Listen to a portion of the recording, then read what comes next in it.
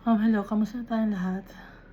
I praise the Almighty Father, the Creator of heaven and earth, for He is loving, He is righteous, He is just, and He is merciful. He is full of grace, and He will take care of us for all eternity. Our Father knows us. He knows us through and through. He knows what's in our hearts and in our minds because He created us. And so nothing is hidden from our Father. Kaya we must be honest to our Father because alam na niya lahat. Everything. He's powerful. He's omniscient, omnipotent, omnipresent. And He lives in our hearts. And I exalt the name of Jesus Christ, my Savior, my Redeemer, the Commander of the army of the Holy God, the Messiah, who gave His life for His friends. We are the friends of Jesus Christ.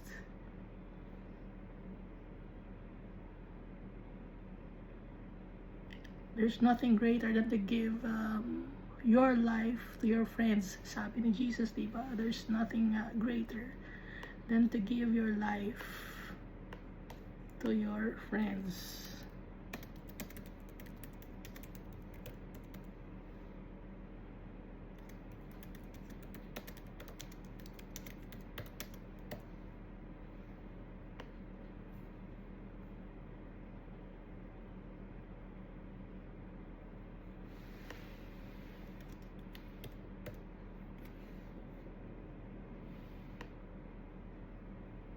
Greater love has no one than this, than to lay down one's life for his friends. Sinabi to ni Jesus Christ nung binuhay niya si Lazarus at siya na ngayon ang magiging kapalit. Dahil ibinigay niya ang buhay niya nung binuhay niya si Lazarus. Doon na naging na-finalized ng mga Pharisees at saka ng mga Sadducees, ng mga scribes na si Jesus Christ ay huhulihin nila at hahatulan ng kamatayan.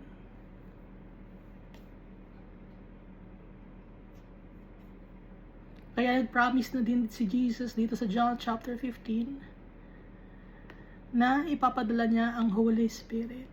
So alam ni Jesus ang mangyayari sa kanya. Because He is God. Like the Almighty Father. Si Jesus Christ kasama niya si Almighty Father. Nung ginawa ni Almighty Father ang mundo na to. Nung ginawa tayo ni Almighty Father. We were created in God's image and likeness. The Lord God said, let us create man in our image and likeness. We are so blessed dahil si Almighty Father, kamukha natin. Ang kulang na lang sa atin, to be blameless and perfect. Kaya ipinadala ni Almighty Father si Jesus Christ para maging kagaya tayo ni Almighty Father, ni Jesus Christ, na blameless and perfect, holy. So last time we read Deuteronomy chapter 20. Dito sa Deuteronomy chapter 20, tungkol sa warfare.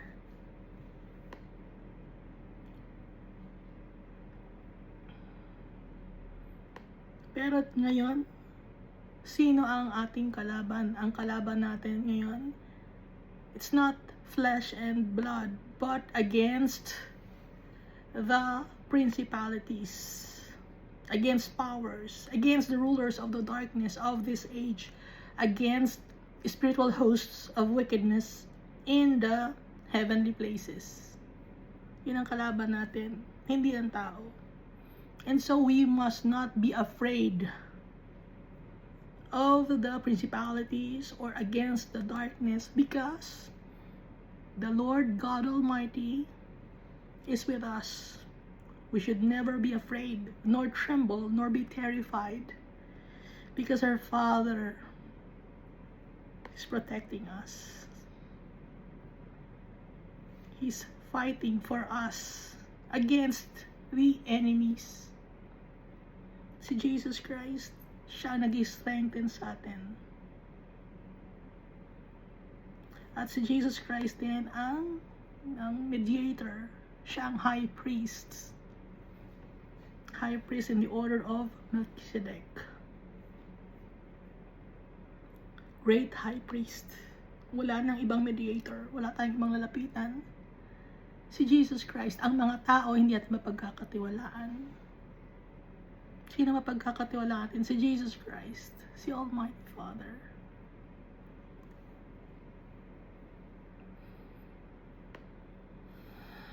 At hindi tayo pwedeng umatras sa battle. Hindi tayo pwedeng umurong. Kasi hindi tayo pwedeng maging duwag. Bakit? Ang mga duwag kasi hindi sila tinatanggap in heaven. Nakalagay sa book of Revelation.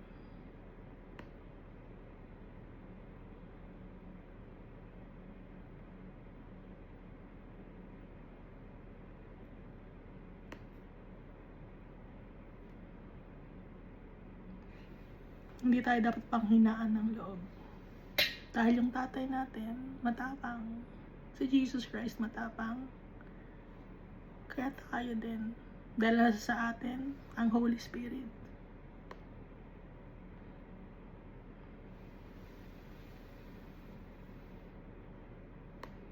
We must serve our Father by proclaiming the gospel to the people. At saka, ipamuhay natin ang salita ng Diyos, ang mga turo ni Jesus Christ sa buhay natin. Hindi lang itong Bible ay babasahin natin, kundi ipapamuhay natin kung ano ang nababasa natin dito sa Bible. Hindi lang dahil sa ikaw ay Christian, dala-dala mo ang Bible. Hindi, ipapamuhay natin. Maraming mga tao, pakitang tao lang. Dala-dala kunyari ang Bible.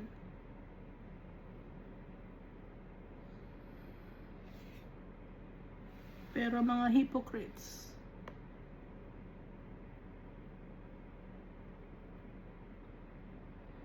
so ano ang i-destroy natin? Instead of the Hittites, the Amorites, the Canaanites, the Perizzites, the Hivites, and the Jebusites, ano ang i-destroy natin? Yung kasalanan. Titigilan na natin ang magkasala dahil ang tatay natin, He's perfect. May choice tayo.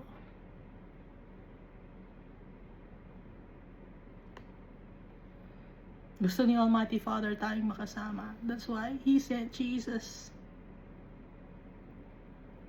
to save us.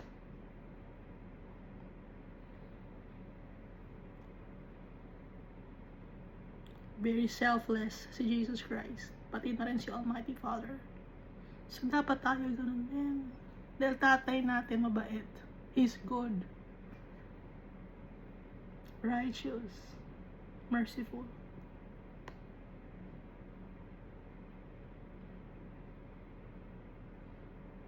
At may mga tao na they don't want to believe in the gospel of Jesus Christ.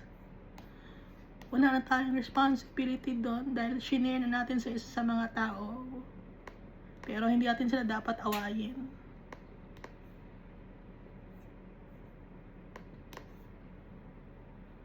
Instead, show to them the goodness of our Father through our actions. Dahil tayo mga anak ni Almighty Father, hindi tayo dapat kakitaan ng kamalian. Ang hirap, di ba? Nahihirapan ba kayo? Mahirap. But because of Jesus Christ, we will be victorious.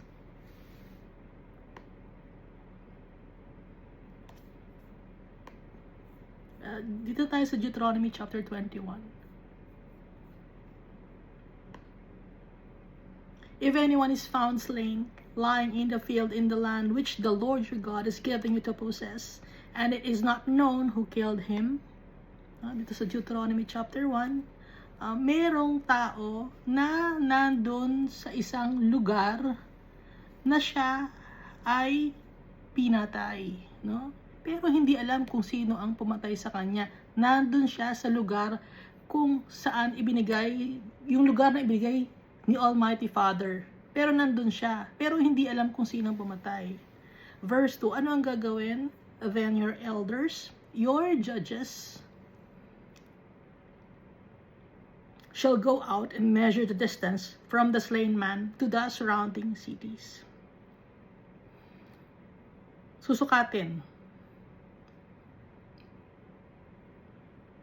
kung saan nakita yung katawan ng lalaki o ng tao na namatay.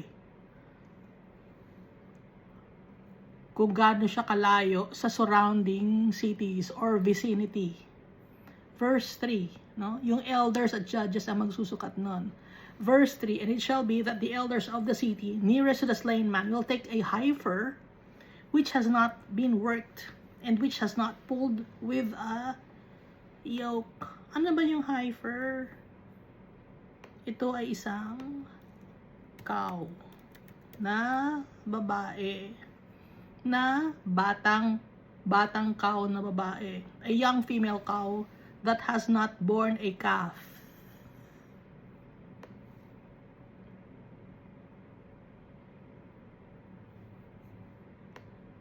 Yun ang heifer.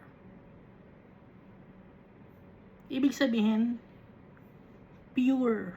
Kukuha kayo ng pure na cow na hindi pa nanganganak na babae, kasi heifer babae na, cow to, which has not been worked, hindi pa nakakapagtrabaho at hindi pa nakakapagbuhat ng kung anuman. Yung mga elders ng city kukuha nun. Verse 4, and the elders of that city shall bring the heifer down to a valley with flowing water, which is neither plowed nor sown, and they shall break the heifer's neck there in the valley.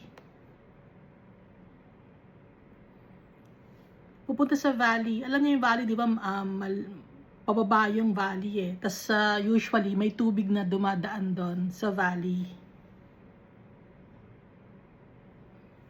Flowing water, doon nila i-break ang neck ng heifer. Yung valley na yon, hindi pa rin yon na naaararo or natataniman. Doon nila papatayin yung heifer. Verse 5, then the priests, the sons of Levi, shall come near, for the Lord your God has chosen them to minister to him and to bless in the name of the Lord by their every word, every controversy, and every assault shall be settled.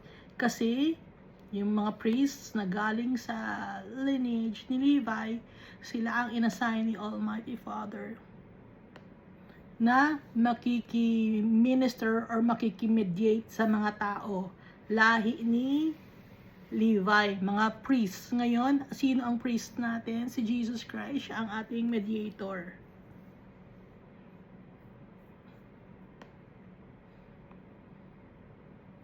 So, yung mga priests noong time na yon, sila ang nagbe-bless in the name of the Almighty Father.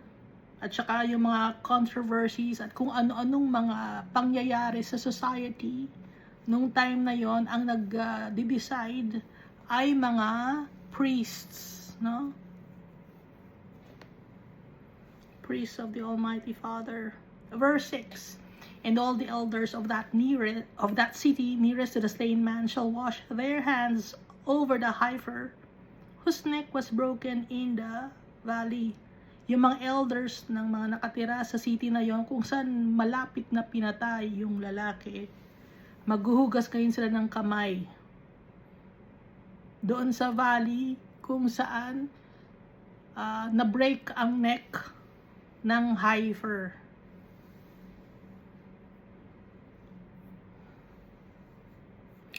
Then they shall answer and say, our hands have not shed this blood, nor have our eyes seen it.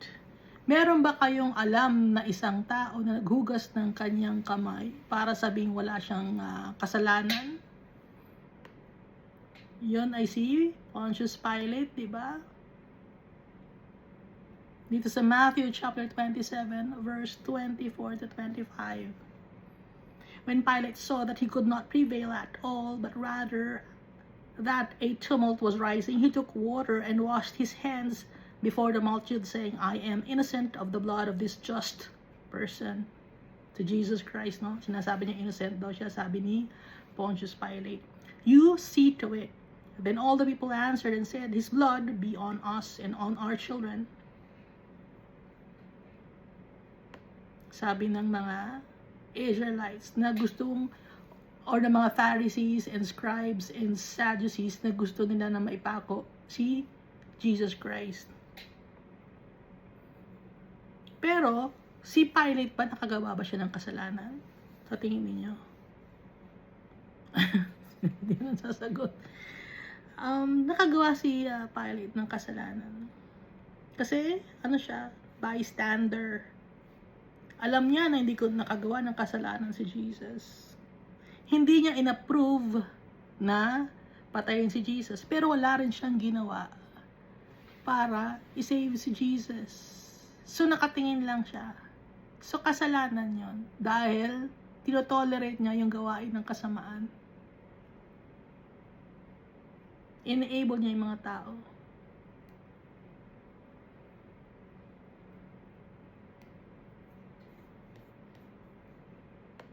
So balik tayo dito sa Deuteronomy chapter 21. Then they shall answer and say, our hands have not shed this blood, nor have our eyes seen it. Verse 8, provide atonement, O Lord, for your people Israel, whom you have redeemed, and do not lay innocent blood to the charge of your people Israel. And atonement shall be provided on their behalf for the blood. Kasi hindi nila alam kung sino ang pumatay. Napatawarin sila ni Almighty Father dahil hindi sila yung gumawa. Kaya kailangan nilang maghugas ng kamay para ipaalam na hindi sila ang naggumawa ng crime na yon. Na sila ay innocent. Kaya doon sa valley na hindi pa natataniman or naararo at yung heifer na hindi pa nanganganak, no? So mga ibig sabihin nun, untouched, innocent, no?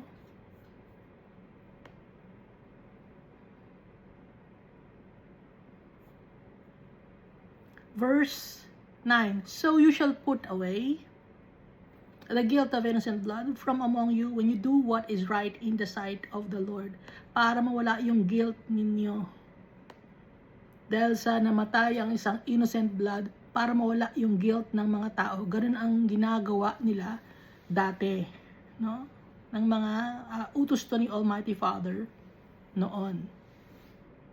Na naiba na nga ang covenant, di ba? Dahil dumating na si Jesus Christ. New covenant na, kaya nga mayroong New Testament.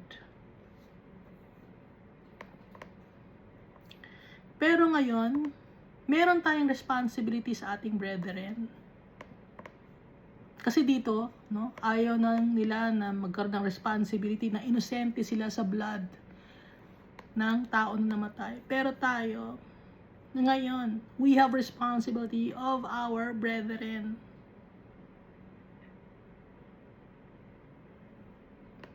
Galatians chapter 6, verse 1 to 5. Brethren, if a man is overtaken in any trespass, you who are spiritual, restore such a one in a spirit of gentleness, considering yourself, lest you also be tempted. Bear one another's burdens, and so fulfill the law of Christ. For if anyone thinks himself to be something when he is nothing, he deceives himself. But let each one examine his own work, and then he will have rejoicing in himself alone and not in another. For each one shall bear his own load. Meron tayong responsibility sa kapwa-tao natin. At meron din tayo na responsibility na akuin natin kung ano yung mga kasalanan natin, no? Ibig sabihin, tutulong tayo sa kapwa-tao natin, responsibility natin yun. At meron din tayong bigatin sa sarili natin na dapat alam natin yung mga bagay na tutulungan natin yung kapwa-tao natin. Bubuhatin natin yung load na yon. Anong load na yon? Yung pagtulong sa ating mga brethren dahil utos yun sa atin ni Almighty Father tsaka ni Jesus Christ dahil dapat nating mahalin ang kapwa-tao natin. Dahil kung yung kapwa-tao natin na nakikita natin, hindi natin minamahal, paano pa si Almighty Father na hindi natin nakikita, no? Yun ang ibig sabihin nun. Kaya ipakita natin kay Almighty Father na mahal din natin ang kapwa-tao natin. Malalaman ni Almighty Father yon dahil nakikita niya ang ating hearts and minds.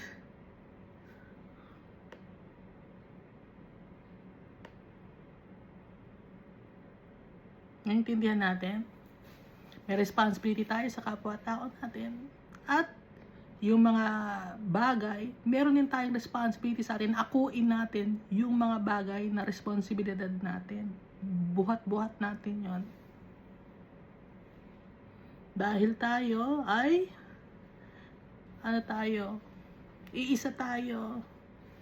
Dahil tayo anak tayo ni Almighty Father.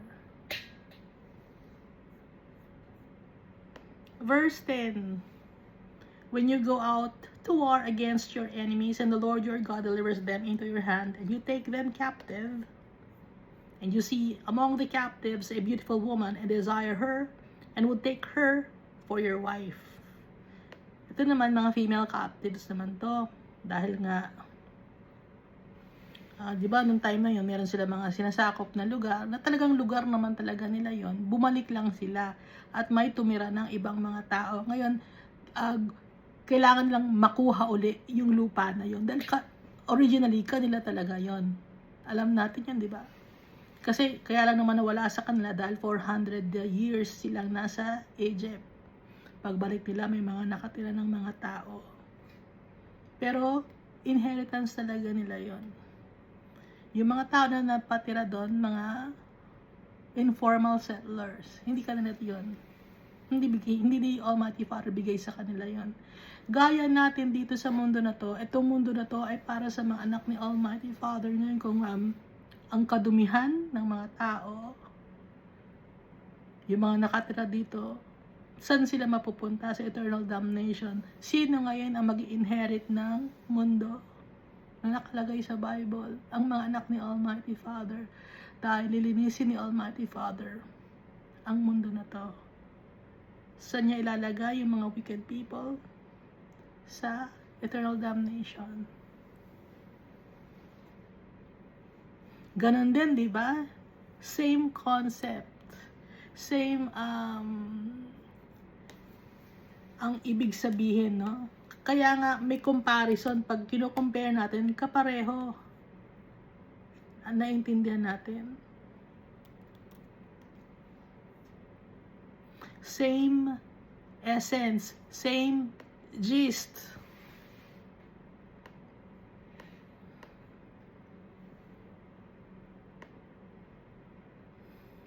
Ngayon dito, yung mga captives na babae, no, hindi maiwasan, may mga magagandang babae. Aminado naman, no? Honest, si Almighty Father, may mga tao na magkakagusto sa mga magagandang babae. And desire her and would take her for your wife. Sa mga slaves, sa mga captives, no? Verse 12, then you shall bring her home to your house. Kung nagustuhan mo yung babae, yung captives, na iba ang lahi, nagustuhan mo, ano ang gagawin mo? Iuwi mo sa bahay mo. And she shall shave her head and trim her nails. Bakit kailangan niyang magkalbo at saka gupitin ang kanyang kuko? Bakit? Ayaw mo na nasasagot. Ba't ba ako tanong ng tanong? Wala naman nasasagot. Kaya kailangan niyang mag-shave ng head at saka mag-trim ng nails para maging malinis siya. Dahil physically, hindi sure kung may sakit ba siya or may leprosy, no? Yung leprosy dito sa Bible, sa Old Testament, sa Old Covenant, hindi lang ito yung akala ninyong leprosy na ito, kundi iba-iba yung mga sakit ito na nagmamanifest sa katawan ng tao. Hindi lang ito yung ketong, ha? Pag sinabing leprosy sa Bible, iba-ibang sakit na makikita sa katawan ng tao. Skin disease. Ngayon, kung galing sa loob yung sakit, lumalabas yon sa nagbo-burst, no? Alam niyo yon, di ba? Example, may eczema, no? Kaya ka may eczema, meron kang sa loob na mga hindi nakain, and at the same time, ano yun eh, fungi yun eh, no? Malassezia. Pag sa ulo, ang tawag ay balakubak, malassezia. Nakakahawa din yun, balakubak, no? Mga fungi, nakakahawa din yun kasi mga bacteria yun. Actually, hindi bacteria, pero one-celled. Pag one-celled, ibig sabihin buhay din siya. So, parang bacteria na rin na nag-mutate at napupunta napunta tayo sa science, napupunta sa katawan ng tao. Ngayon, pag may nakakain tayo na madumi, napupunta sa katawan ng tao, tas nagmamanifest sa katawan natin yon. Pag may ini-ingest tayo, kinakain, or naamoy, nagmamanifest sa katawan ng tao. Example, cancer. Pag yung cancer, malala na,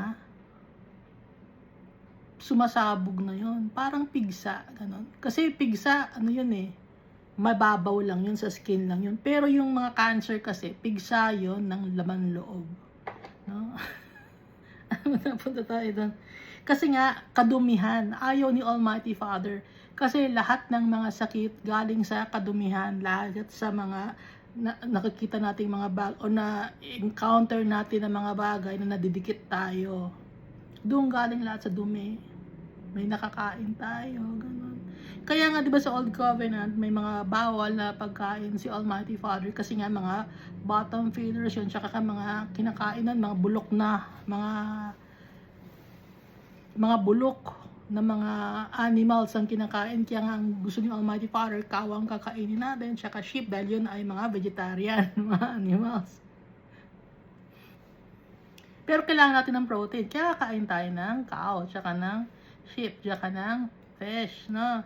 Kaso nga lang, may mga animals na hindi pwede dahil nga nare-retain sa katawan nila yung bacteria o yung uod o yung parasite.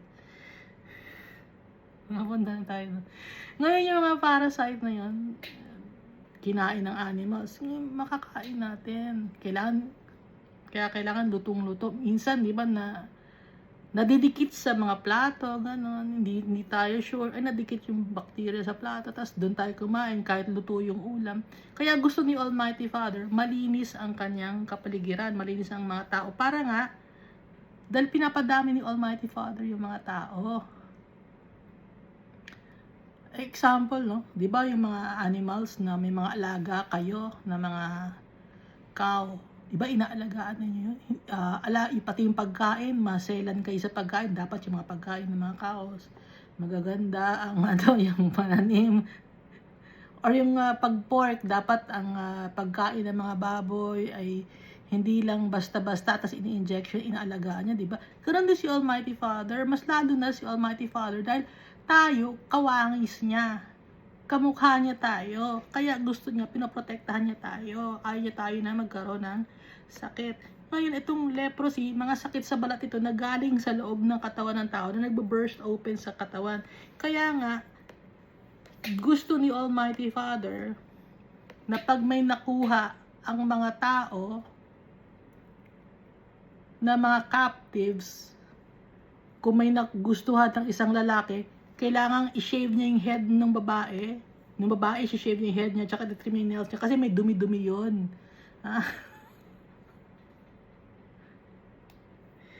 May dumi.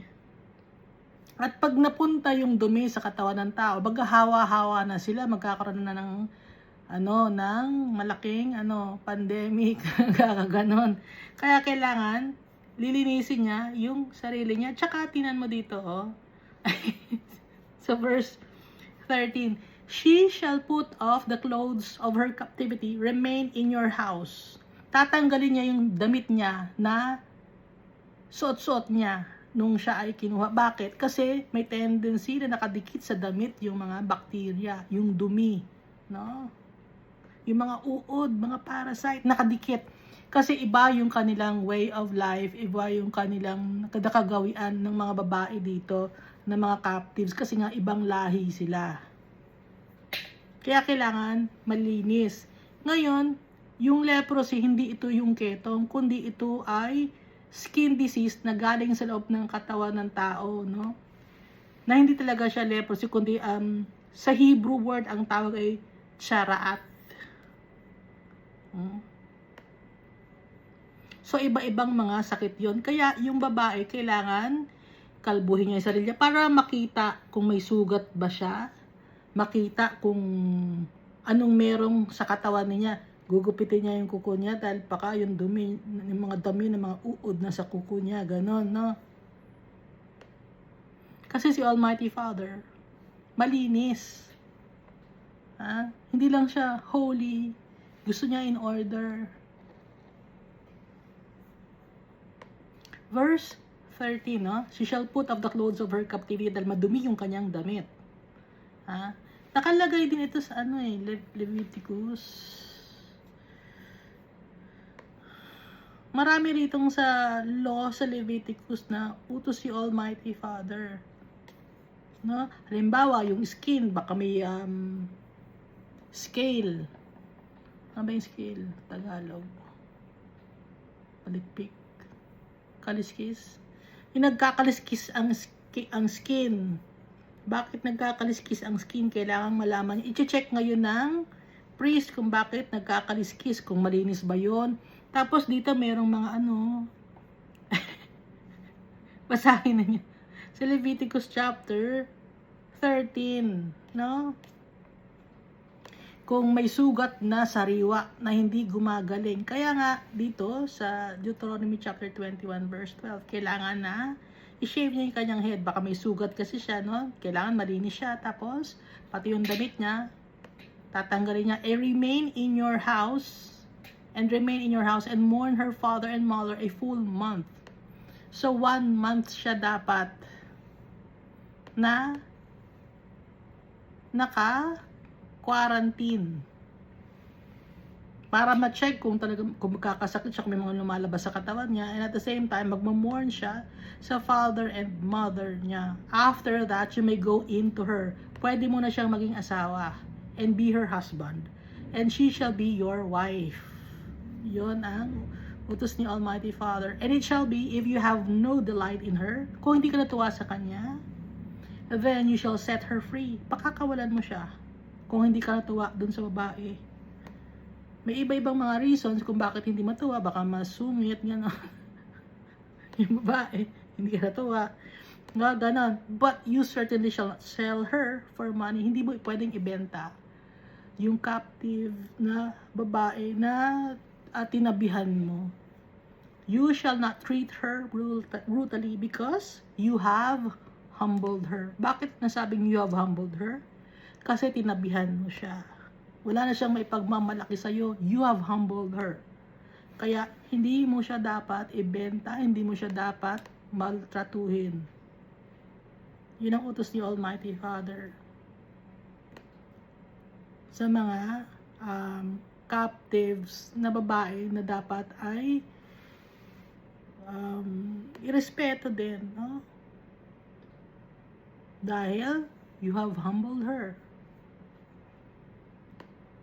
Verse 15 of Deuteronomy chapter 21. If a man has 2 wives, one loved and the other unloved, and they have borne him children, both the loved and the unloved, and if the firstborn son is of her who is unloved, then it shall be on the day he bequeaths his possessions to his sons that he must not bestow firstborn status on the son of the loved wife in preference to the son of the unloved, the true firstborn. Ngayon, kung meron dalawang asawa, ang isang lalaki, meron man kayong dalawang asawa. Ilan ang asawa ninyo? Ang dami yung asawa? Meron ba? Pag Christian tayo, isa lang ang asawa, no? Isa lang ang asawa. Kukuha pa kayo mga problema ninyo, dinadamihan ninyo yung problema ninyo, tapos sasabihin ninyo, marami kayong problema. Ay, sino gumawa ng problema? Kayo ang gumawa ng problema. Pero dito, kasi nagpaparami ang mga tao, gaya ni Abraham, no? Hindi naman gusto ni Abraham kumuha ng asawa. Sino may gusto? Itong si Sarah. Kaya nagkaroon ng asawa pa si Abraham na iba, si Hagar. Ito naman si Jacob, gusto ba niya dalawa asawa niya? Gusto ba niya apat yung kanyang naanak? Hindi niya gusto yon. Ang gusto niya si Rachel. Bakit nagkaroon siya ng apat na babaeng tinabihan? Una kasi, yung si Laban, kailangan magkaroon ng asawa ni Leah. So bago si Rachel, si Leah muna. Kaya si Leah ang ibinigay na asawa. Hindi kasalanan ni Jacob yon. And then ngayon, ito namang si Rachel, hindi magkaanak, ibinigay niya yung kanyang maidservant. O sige, yung maidservant ko. O kaya dumami ngayon. Tapos si Leah naman, binigay naman niya yung kanyang maidservant. O dumami yung kanyang tinabihan. No.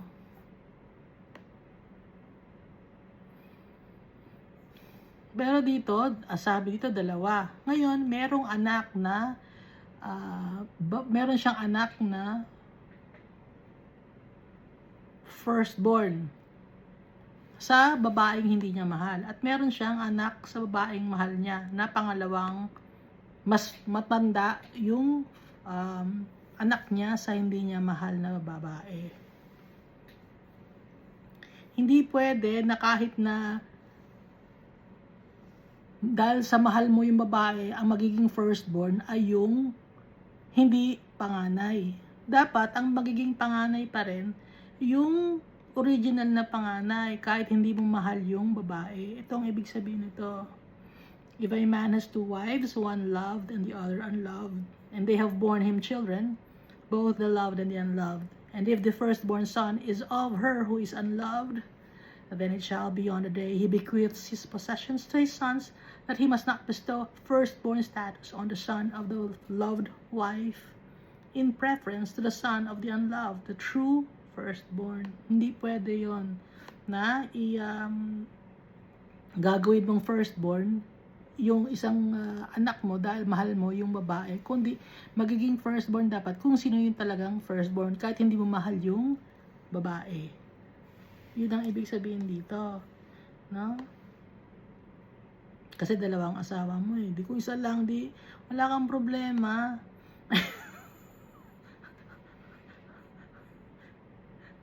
Dito na tayo sa verse 17.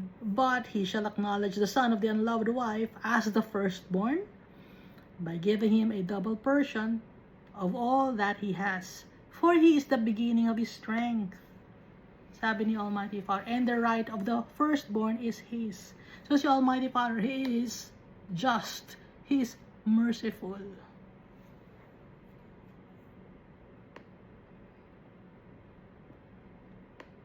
Ay ni Almighty Father ng may naagrabyado ng hindi patas. Gusto ni Almighty Father lahat in order, lahat maayos, lahat malinis. Ganun ba tayo? Magulong tayo, di ba? Nagpapasalamat tayo kay Jesus Christ dahil kay Jesus Christ naging maayos ang utak natin. Victorious si Jesus Christ, kaya tayo rin victorious. No? Dito naman tayo sa verse 18. If a man has a stubborn and rebellious son, who will not obey the voice of his father or the voice of his mother, and who when they have chastened him, will not heed them. Kung ang isang lalaki ay merong isang anak na matigas ang ulo, o rebellious, rebelde na lalaki, na anak, ayaw makinig sa tatay, or ayaw makinig sa nanay, pag pinapagalitan or tinutuwid, ayaw makinig. Verse 19, then his father and his mother shall take hold of him and bring him out of the elders of the city to the gate of his city. Dadalhin ngayon ng magulang yung bata. Saan dadalhin? Sa elders ng city. To the gate of his city. Bakit? And they shall say to the elders of the city, or his city, this son of ours is stubborn and rebellious. So, kung hihingi sila ng tulong sa elders ng city nila, kung saan sila may elders, doon sila lalapit yung mag-asawa at isasabihin nila na yung anak nila ay matigas ang ulo at rebelde. He will not obey our voice. Ayaw niyang makinig sa amin. He is a glutton and a drunkard. Matakaw siya, kain lang ng kain, and a drunkard, inom lang ng inom ng alak. Walang ginagawa. Matigas ang ulo, ayaw makinig. Verse 21, Then all the men of his city shall stone him to death. Magulang yan, dadalhin mo sa council or sa elders ng city mo. Alam mo na ang gagawin sa anak mo. They shall stone him to death with stones. So you shall put away the evil from among you, and all Israel shall hear and fear. Nang sa ganon, walang gagayahin. Ay, may matigas ang ulo doon eh. Pero okay naman siya eh. Matigas ang ulo niya, nagiinom lang siya, tsaka kakain lang siya. Yun lang ang trabaho niya, ayaw niya makinig sa magulang niya. Gagayahin ko siya. Ngayon, para hindi gayahin, ano ang gagawin? Papatayin. They shall stone him to death. Ito yung mga disobedient people. Baka sabihin, napaka-harsh naman, magulang niya, dadalhin siya sa council or sa elders ng city para siya ipatayin. Para hindi na siya pamarisan. Si Almighty Father, ibinigay niya si Jesus Christ sa atin. Anong ginawa ng mga tao? Pinatay. Alam niyo, Almighty Father na papatayin si Jesus Christ. Wicked ba si Almighty Father? Para i-save tayo sa kasalanan natin. Ginawa ni Almighty Father yun.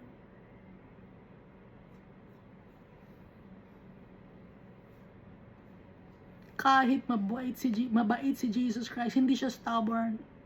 Obedient siya eh. Si Jesus Christ. Sinunod niya si Almighty Father. He was crucified. And He died. Ibinigay siya ni Almighty Father sa atin. Para patayin.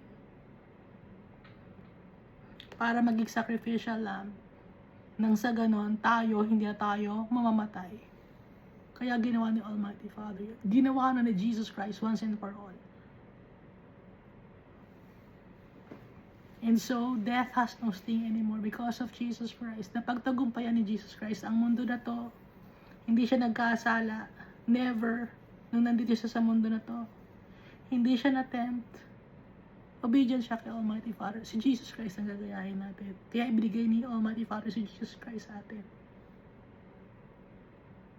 Kaya kung si Almighty Father, ibigay niya si Jesus Christ sa atin.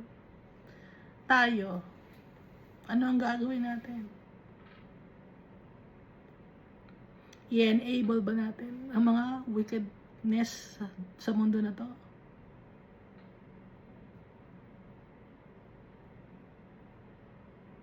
Nakikipartake ang mga tao sa kasalanan. Kaya hawa-hawa na tayong lahat. Lahat tayo.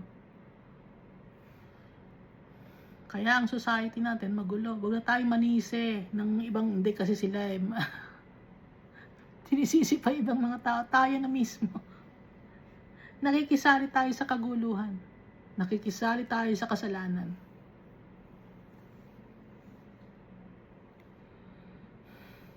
Natutuwa tayo. Ha? Natutuwa ang mga tao sa kasalanan. Na dapat iniiwasan ng kasalanan. Hindi, natutuwa pa ang mga tao.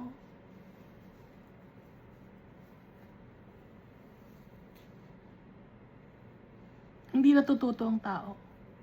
Anong ginagawa ng tao? Iniengganyo pa. Nagsisinungaling pa. Kaya napapalayo ang tao kay Almighty Father.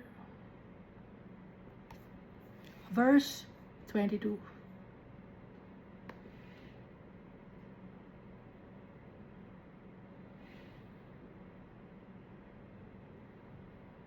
If a man has committed a sin deserving of death, and he is put to death, and you hang him on a tree. Kung ang isang tao nakagawa ng kasalanan at dapat siyang mamatay, siya ay papatayin. At anong gagawin sa kanya? Hang him on a tree. Sabit sa puno. Ibigti sa puno. Verse 23, his body shall not remain overnight on the tree, but you shall bury him, or you shall surely bury him that day, so that you do not defile the land which the Lord your God has given you as an inheritance. For he who is hanged is accursed of God. Kung sino man ang ibinigti or nakasabit, siya ay isinumpa ng Almighty Father. Si Jesus Christ, he was hanged on a tree.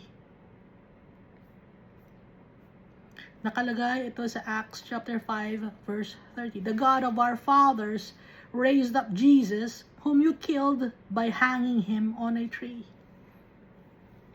Baka sabihin niyo, hindi naman nakasabit si Jesus sa puno. Hindi ba nakasabit? Yung kahoy na yon, yung cross na yon, di ba gawa sa puno yon?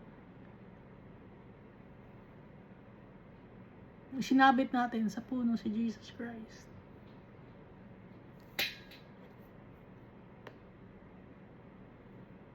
Imbis na tayo ang maisabit sa puno na yon, imbis na tayo ang isumpa, si Jesus ang isinumpa.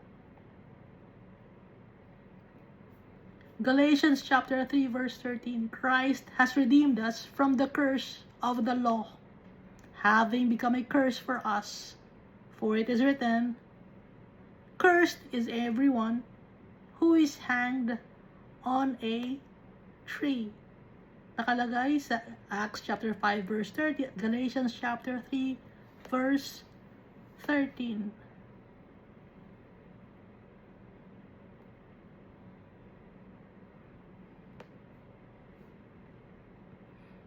So nakasulat dito, no? Yung kaayusan ng gusto ni Almighty Father sa society natin. Pero tayo, anong gusto natin? Gusto natin gulo. Gusto ni Almighty Father, holy and clean. Anong tayong gusto natin? Kadumihan. Doon tayo, para tayong mga baboy.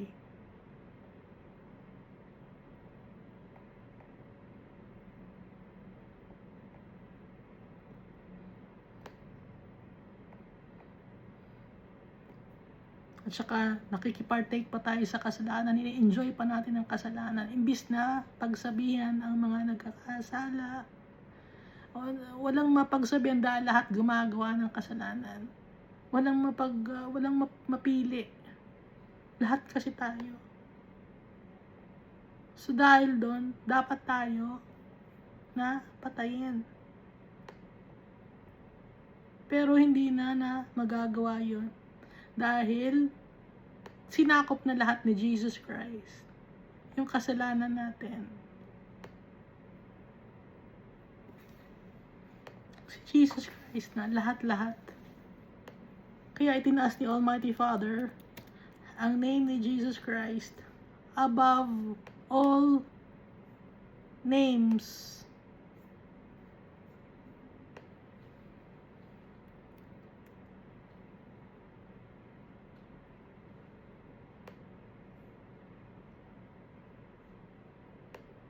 Basahin natin sa Hebrews chapter 1. God, who at various times and in various ways spoke in time past to the fathers by the prophets.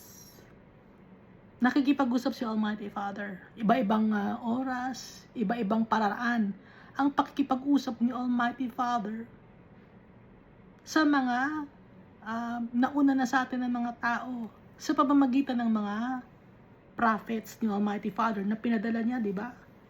Or sa pamamagitan ng mga teachers na ipinadala ni Almighty Father sa pamamagitan ng Jesus Christ. Yeah? Verse 2 ng Hebrews chapter 1, has in these last days spoken to us by His Son, whom He has appointed heir of all things. Tagapagmana ng lahat ng bagay, si Jesus Christ. through whom also He made the worlds. Si Jesus Christ. Nakalagay dito sa Hebrews chapter 1. Who being the brightness of His glory and the express image of His person. Kamukha ni Almighty Father ng ugali. Yung holiness and brightness. And upholding all things by the word of His power, when He had by Himself purged our sins. Mag-isa lang si Jesus Christ. Napagtagumpayan niya ang mundo, sinira niya ang bondage of sin. Napakabait ni Jesus Christ. Very obedient to the Almighty Father. At dahil mahal niya tayo,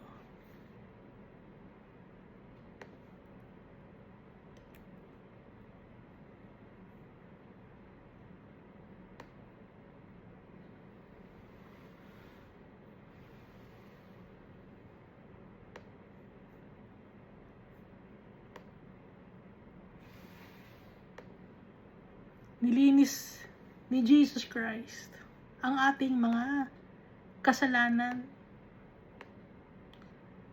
Sat down at the right hand of the majesty by or on high. No? Nasa right hand siya ni Almighty Father, having become so much better than the angels. Mas better si Jesus Christ kumpara sa mga angels. Having become,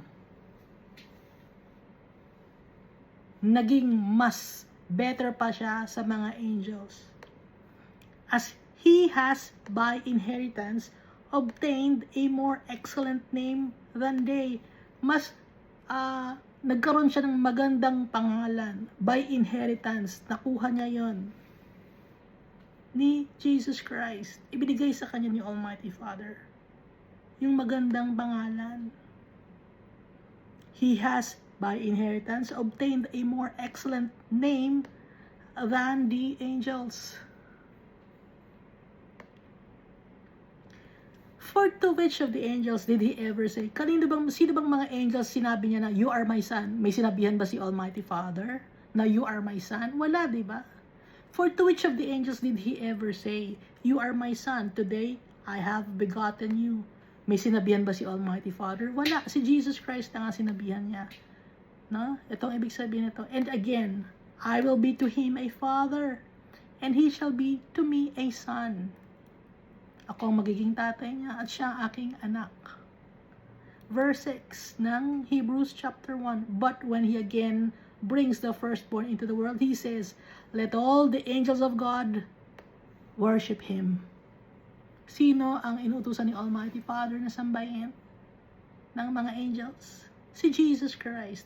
But when He again brings the firstborn into the world, He says, let all the angels of God worship Him. Sino ang i-worship? Si Jesus Christ. Pinapa-worship ni Almighty Father si Jesus Christ sa mga angels.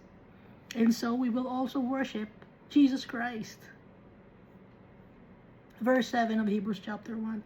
And of the angels, He says, who makes His angels spirits, and His ministers a flame of fire. Sino ang gumawa ng angel? Yung mga angels, spirit sila. Yung kanyang mga ministers, flame of fire. No? Tayo, mga flame of fire tayo. Yung mga angels, spirits. Pero, but to the Son He says, your throne, O God, is forever and ever. Sino yung nagsasabi na, your throne, O God, is forever and ever? But to the Son, He says, sinabi niya sa kanyang anak, your throne, O God, is forever and ever. Tinawag niyang God, si Jesus Christ. Tinawag niya Almighty Father na God, si Jesus Christ. A scepter of righteousness. Si Jesus Christ. Ano ba ibig sabihin ng scepter? A ruler's staff of righteousness is a scepter of your kingdom. You have loved righteousness and hated lawlessness. Sinabi ito patungkol kay Jesus Christ. Mahal mo ang righteousness at kinaayawan mo ang injustices or lawlessness. Therefore, God, si Jesus yun. Your God, si Almighty Father, has anointed you with the oil of gladness more than your companions. Sino yung mga companions ni Jesus Christ? Siyempre, yung mga angels. With the oil of gladness more than your companions. Sa lahat ng mga companions mo, ikaw ang naiba, ikaw ang itinaas. You are anointed. Therefore, God, your God has anointed you. Tinawag na God ni Almighty Father, na God, si Jesus Christ. At inanoint niya si Jesus Christ with the oil of gladness more than your companions. And, verse 10, you, Lord, in the beginning laid the foundation of the earth, and the heavens are the work of your hands. They will perish, but you remain. They will all grow old like a garment, like a cloak, you will fold them up. And they will be changed, but you are the same, and your years will not fail.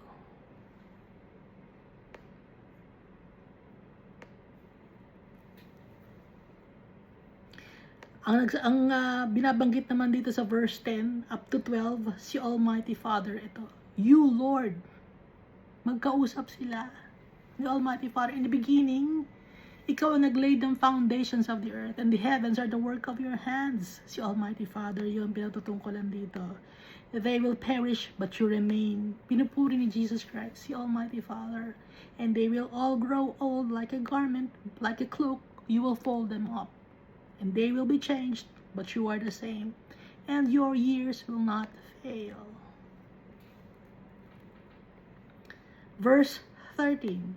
But to which of the angels has he ever said, sit at my right hand till I make your enemies your footstool? Sino sa mga angels ang sinabihan ni Almighty Father ng, upo ka sa aking right hand at gagawin ko na ang iyong mga kaaway ay iyong magiging footstool? Ano ba yung footstool? Tapakan mo lang ang iyong magiging kaaway. Patungan mo lang ng paa. Footstool. Are they not all ministering spirits sent forth to minister for those who will inherit salvation? Sino yung makaka-inherit ng salvation? Ministering spirits sent forth to minister for those who will inherit salvation. Ministering spirits tayo ang nagmi-minister para sa mga iba pang mga tao na mag-i-inherit ng salvation. So, pass down natin ang salita ng Diyos dahil tayo, nasa sa atin ang Holy Spirit. Ministering tayo, nagmi-minister tayo sa kapwa-tao natin ng kabutihan, holiness, and righteousness of the Almighty Father and Jesus Christ. So, nakalagay dito na i-worship natin si Almighty Father at saka si Jesus Christ. Proof that Jesus Christ is the King of Kings and Lord of Lords. Itinaas ni Almighty Father ang name ni Jesus Christ above all names, above every other names. Above the names of the angels and all the beings, heavenly beings, si Jesus Christ. Siya yung man clothed in linen. Siya lang yung binigyan ni Almighty Father ng fire galing sa cherubim, galing sa four living creatures. Yung fire, power, dominion, and authority was given to Jesus Christ by the Almighty Father. Kaya si Jesus Christ, we will worship Him. At kahit na itinaas ang name niya ni Almighty Father, He remains humble. He's still submissive to the Almighty Father, obedient to the Almighty Father. Hindi siya naging mayabang kahit na itinaas ang name niya, the Almighty Father. Respeto kay Almighty Father at pagmamahal niya kay Almighty Father. Hindi matutumbasan. Alam ni Almighty Father yun. And so si Jesus Christ ang ating Savior. Siya ang ating lalapitan. Dahil siya ang ating only mediator, the only bridge to the Almighty Father. Wala nang iba.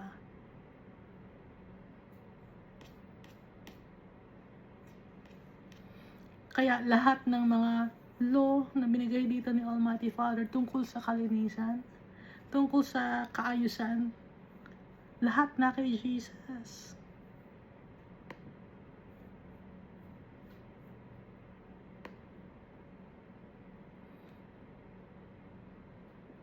Jesus was also tried by the Almighty Father. No, pinanganak siya dito sa mundo. He was also tempted, pero he didn't give in to the temptation of the devil. He remains faithful to the Almighty Father up to now, and it will be for all eternity. And we are the friends of Jesus. Dapat gagayahin natin si Jesus.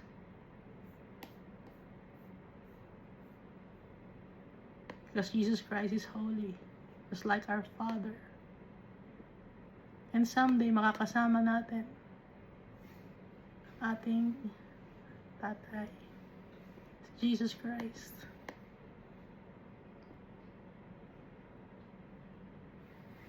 At ma-receive natin ating inheritance, ang ating birthright.